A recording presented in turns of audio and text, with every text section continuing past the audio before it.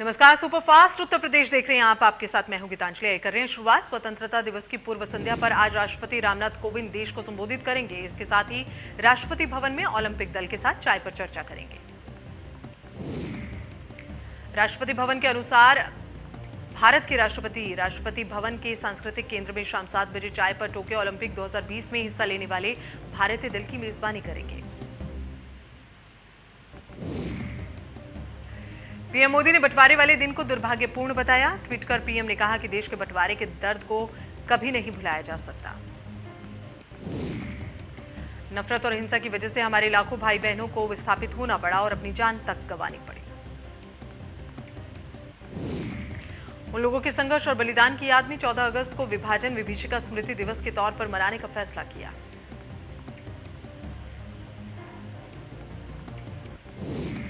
ऐतिहासिक लाल किले की सुरक्षा के लिए बहुस्तरीय सुरक्षा घेरा तैयार किया गया, जहां से प्रधानमंत्री नरेंद्र मोदी रविवार को 75वें स्वतंत्रता दिवस पर राष्ट्र को संबोधित करेंगे। इस सुरक्षा घेरे के लिए एनएसजी, स्पाइनर स्क्वाड कमांडो, पतंग पकड़ने वाले कर्मी, स्वान दस्ते और ऊंची इमारतों पर अचूक निशाना लगाने वालों की तैनाती शामिल है। इस दौरान एक दूसरे से दूरी बनाए रखने जैसे मानदंडों का पालन करना अनिवार्य होगा। जैसा पुलिस के अनुसार जम्मू हवाई अड्डे पर भारतीय वायुसेना स्टेशन पर हाल ही में हुए आतंकी हमले के मद्देनजर लाल किले में ड्रोन रोधी प्रणाली भी लगाई गई है। जहां पाकिस्तानी आतंकवादियों ने पहली बार महत्वपूर्ण प्रतिष्ठानों पर हमला करने के लिए ड्रोन का इस्तेमाल किया था। भारत का ओलंपिक दल 15 अगस्त को विशेष अतिथि के रूप में लाल किले पर मौजूद रहेगा। पुलिस ने कहा है 350 से ज्यादा कैमरे लगाए गए हैं, पर लाल किला क्षेत्र और उसके आसपास स्थित 2 पुलिस नियंत्रण कक्षों के माध्यम से 24 घंटे उनकी फुटेज की निगरानी की जा रही है। उन्होंने कहा लाल किले पर करीब 5000 सुरक्षाकर्मी होंगे और वो सामाजिक दूरी के नियमों का पालन करेंगे। 75वां स्वतंत्रता दिवस की तैयारियां शुरू हो गई हैं। 75वें स्वतंत्रता दिवस मनाने के लिए नोएडा से Bulandshahr CRPF GC brass band पहुंचा। बुलंदशहर वासियों ने सीआरपीएफ के ब्रास बैंड का फूल बरसाकर अभिनंदन भी किया और इसके बाद बुलंदशहर के काला आम चौराहे पर शहीद स्तंभ पर शहीदों के सम्मान में देशभक्ति की धुन बजाई।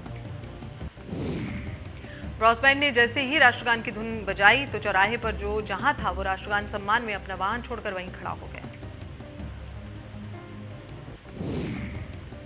स्वतंत्रता दिवस से पहले गौतम बुद्ध नगर पुलिस अलर्ट मोड पर है। जिले भर में सघन चेकिंग अभियान चलाया जा रहा है। ताजनगरी आगरा में 15 अगस्त को लेकर सुरक्षा की पूरी तैयारी की जा रही है। ताजमहल के अंदर सुरक्षा में सीआईएसएफ के जवान तैनात।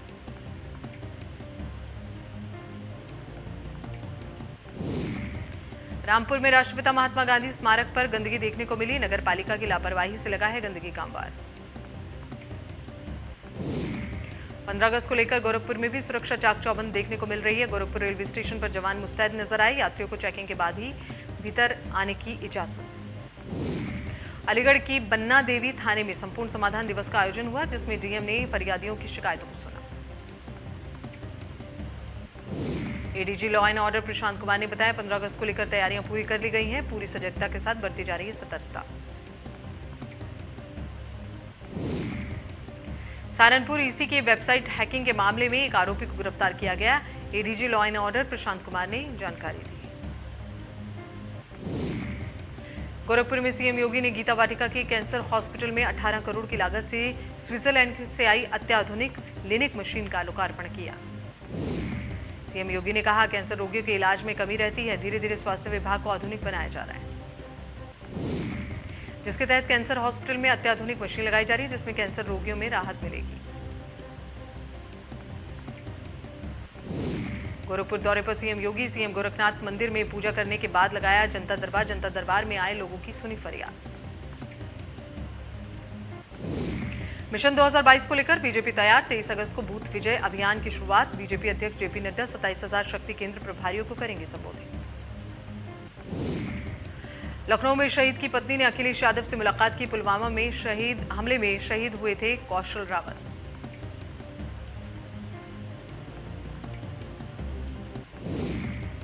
यूपी विधानसभा चुनाव के लिए कांग्रेस ने कसी कमर। कांग्रेसी नेता सलमान खुर्शीद ने प्रियंका गांधी को बताया यूपी में सीएम का चेहरा।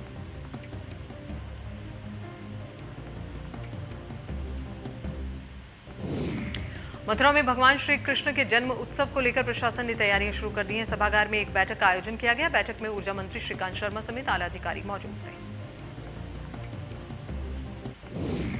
सांसद आजम खान और बेटे अब्दुल्ला की मुश्किलें बढ़ी। मुरादाबाद के एमपी एमएलए कोर्ट ने डिस्चार्ज एप्लीकेशन खारिज की।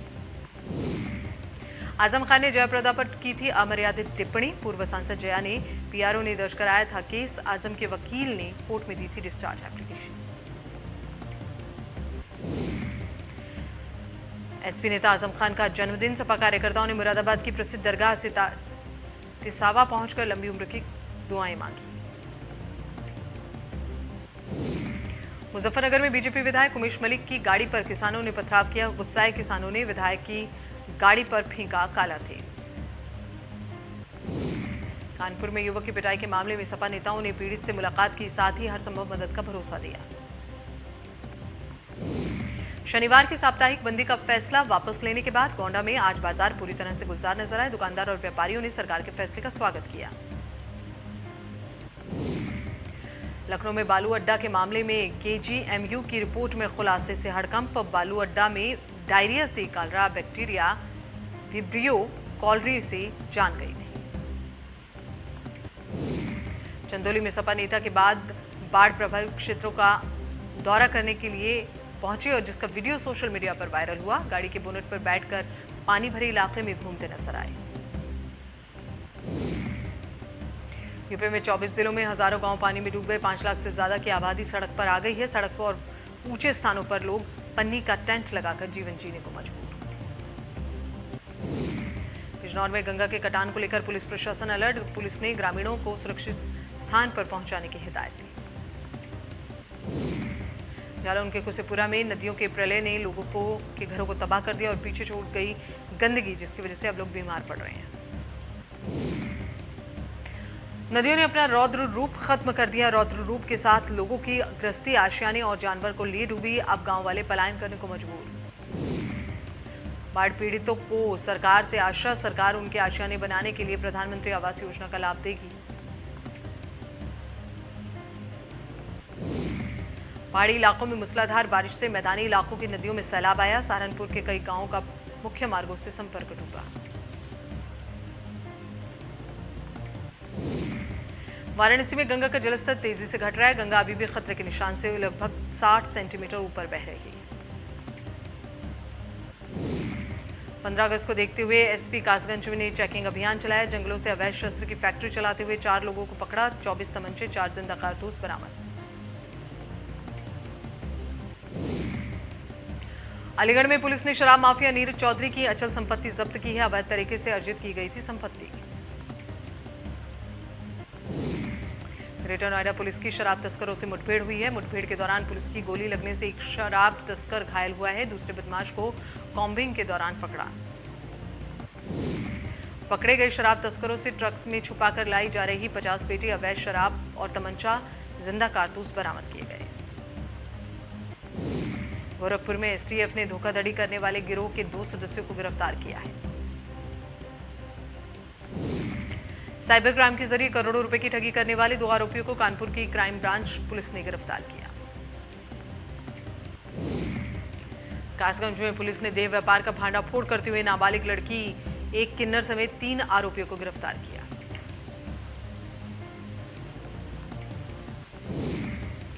कुशीनगर में अफगानिस्तान से आए नागरिक को पुलिस ने पकड़ा। अफगानी नागरिक 2014 में टूरिस्ट वीजा पर आया था। टूरिस्ट वीजा की अवधि समाप्त होने के बाद भारत में नाम बदलकर रह रहा था।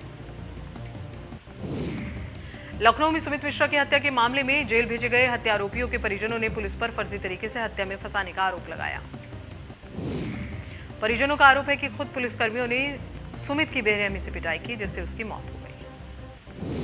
अब खुद को बचाने के लिए सजीशन और उनके बेटों को हत्यारा बना जेल भेज दिया गया है। परिजनों ने पूरी घटना का वीडियो भी वायरल किया है, जिसमें पुलिस पिटाई करते नजर आ रही है। मामले में परिजनों ने मानवाधिकार आयोग को चिट्ठी भी लिखी है और दोनों को अलीगंज पुलिस पर फर्जी तरह से फंसाने का आरोप लगाकर जांच की मांग की। सहारनपुर में प्रेम प्रसंग के चलते युवक ने महिला को मौत के घाट उतार दिया। आरोपी युवक ने नशे की हालत में महिला के गले पर धारदार हथियार से हमला कर दिया। महिला को आनन फानन में जिला हॉस्पिटल में भर्ती कराया गया, जहां महिला की मौत हो गई।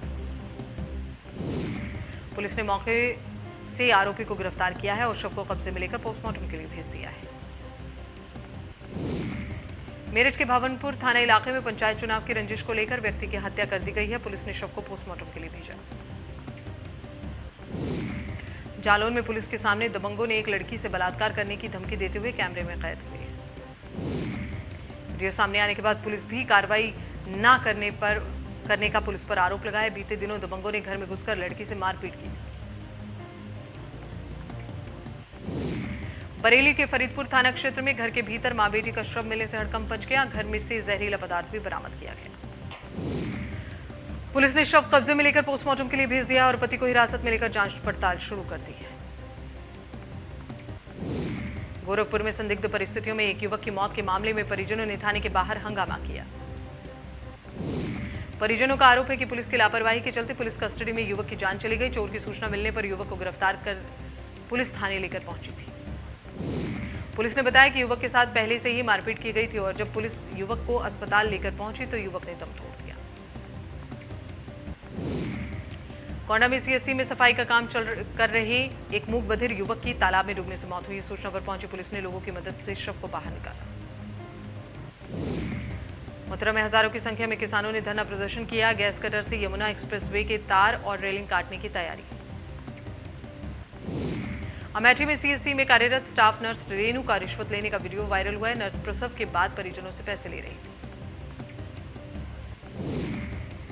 गोंडा के तरबगंज थाना इलाके में पूर्व प्रधान के ड्राइवर ने युवक को पीट कर लहूलुहान कर दिया। पंचायत चुनाव में वोट न देने से था नाराज। लखनऊ में नर्सिंग की छात्रा ने हॉस्टल के कमरे में फांसी लगाकर आत्महत्या कर ली। प्रेम प्रसंग के चलते की आत्महत्या। फिरोजाबाद में पुलिस चौकी अचानक 2 फीट लंबा कोबरा सांप देखने को मिला। पुलिसकर्मी ने अपना कौशल दिखाते हुए कोबरा सांप को पकड़ा। सहारनपुर में चलती गाड़ी में आग लग गई। कार में सवार लोगों ने कूदकर अपनी जान बचाई। बिकरू कांड में 3 शहीद की पत्नियों को राज्यपाल आनंदीबेन ने 3-3 लाख रुपए की एफडी दी है। दिवंगत एसओ महेश, दारोगा अनूप सिंह और नेबूलाल की पत्नी को एफडी की रसीद मिली। देहरादून में मुख्यमंत्री पुष्कर सिंह धामी पुलिस लाइन में ध्वजारोहण करेंगे। 15 अगस्त को देखते हुए पुलिस प्रशासन ने तैयारियां पूरी कर ली। पूर्व मुख्यमंत्री त्रिवेंद्र सिंह ने सीएम पद को लेकर चुप्पी तोड़ते हुए कहा कि जब एक सीएम को हटाया जाता है तो लोगों के लिए सवाल उठाना स्वाभाविक। त्रिवेंद्र सिंह ने कहा कि पार्टी के हर कार्यकर्ता की जिम्मेदारी है कि वो पार्टी के फैसलों का पालन करे। जब सवाल उठते हैं तो जवाब देना पार्टी नेतृत्व की जिम्मेदारी है। देहरादून में सीएम धामी ने पीडब्ल्यूडी के साथ बैठक की। सड़क कनेक्टिविटी से संबंधित विभागों की समीक्षा की। सीएम धामी ने जल्द सड़कों को गड्ढा मुक्त करने के निर्देश दिए। कार्यों में तेजी के साथ गुणवत्ता का ध्यान रखा जाए।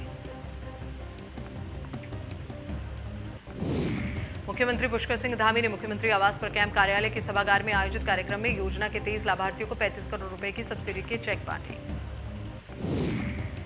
इस मौके पर मुख्यमंत्री ने कहा, औद्योगिक विकास के लिए पूंजी निवेश करना जरूरी। प्रधानमंत्री नरेंद्र मोदी के मिशन आत्मनिर्भर भारत को सफल बनाने को राज्य में उद्योगों के लिए बेहतर वातावरण बनाने के साथ सहूलियतें दी जा रही हैं। मसूरी में स्वतंत्रता को लेकर ताजी हुई यादें। इतिहासकार गोपाल भारद्वाज ने स्वतंत्रता सेनानी को किया याद। स्वतंत्रता सेनानियों के बताए किस्से। मसूरी के होटल में आयोजित सम्मान समारोह में सामाजिक कार्यकर्ता मनीष गोनियाल ने छात्र छात्राओं को स्कूल में परीक्षाओं में बेहतर प्रदर्शन कर अच्छे अंक हासिल करने पर उनको सर्टिफिकेट और पुरस्कार देकर सम्मानित किया।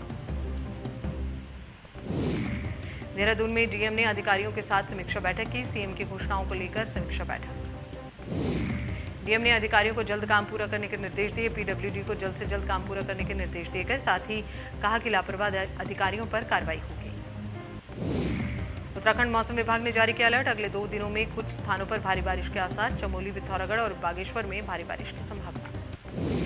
देहरादून में बारिश के बाद भूस्खलन से मुसीबत पड़ी है। भूस्खलन से 219 सड़कें बंद हुई हैं। लोगों को आने जाने में परेशानी।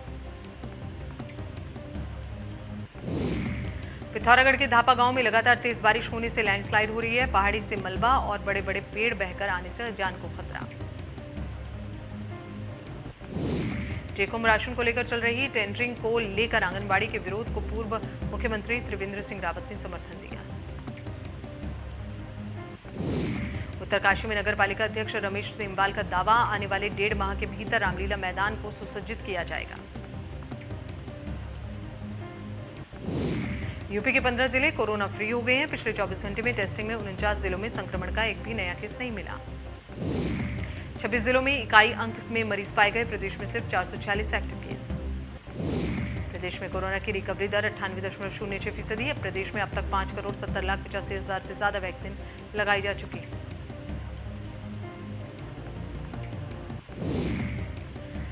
सत्रह अक्टूबर से होगा T20 वर्ल्ड कप का आगाज। T20 वर्ल्ड कप के लिए आईसीसी ने जारी की गाइडलाइंस। 10 सितंबर तक भेजनी होगी टीमों की लिस्ट। उन्मुक्त चंद ने भारतीय क्रिकेट से संन्यास लिया। उन्मुक्त ने 28 साल की उम्र में संन्यास लिया। 2012 में अपनी कप्तानी में अंडर 19 क्रिकेट वर्ल्ड कप में शतक जड़कर जीत दिलाई। भारतीय विकेटकीपर और बल्लेबाज ऋषभ पंत ने तोड़ा धोनी का रिकॉर्ड। विदेशी सरजमी पर सबसे तेज 1000 टेस्ट रन बनाने का रिकॉर्ड अपने नाम किया। पंत ने इस मुकाबले में 58 गेंदों में 5 चौकों की मदद से 37 रनों की पारी की। जमशेदपुर में लगेगा महिला नेशनल फुटबॉल टीम का शिविर। AFC विमेंस चैंपियनशिप 2022 की तैयारियों के लिए लगेगा नेशनल महिला फुटबॉल टीम का कैंप। विनेश फोगाट ने कुश्ती संघ के आरोपों पर तोड़ी चुप्पी। कहा, एक पदक हारते ही लोगों ने उन्हें निर्जीव समझ लिया। टोक्यो से लौटने के बाद भारतीय कुश्ती संघ ने किया था अनुशासनहीनता की वजह से अस्थायी रूप से निलंबित। शो डांस दीवाने के मंच पर दिखेंगी टोक्यो ओलंपिक में रजत पदक जीतने वाली खिलाड़ी मीराबाई चानू। माधुरी दीक्षित से मिलकर नम हुई आंखें।